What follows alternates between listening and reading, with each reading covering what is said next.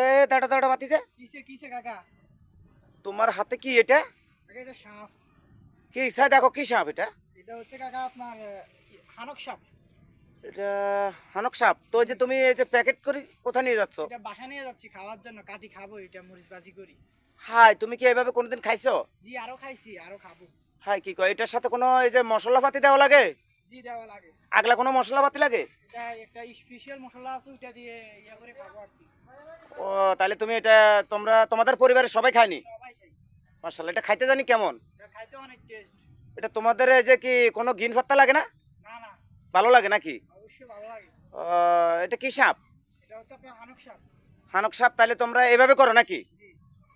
ও, আমার তো কোনো রকমে আমার মাথায় আসে না এভাবে যে হানক সাপ মরিচ দিয়া খাই, এটারে কুঠিয়া কাঠিয়া কাঠিয়া খাই, এটা তো আমি কোনোদিনও দেখি নাই। আপনি দেখেন আচ্ছা, না? আমাকে আর একটু ভালো করে দেখো, আমি দেখি এটা জিনিসটা কি। এটা দেখেন দেখেন। ও মা গো, আমার জানি ভাবতে কেমন লাগছে, এই সাপ তুমি খাচ্ছ? হুম। ও মাই গড। আপনি খাবেন? আপনার জন্য পাঠাবো বাসায়। ও মা গো, নো নো নো নো। আচ্ছা আচ্ছা, আপনি থাকেন, আমি যাই, এটা রান্না করতে হবে।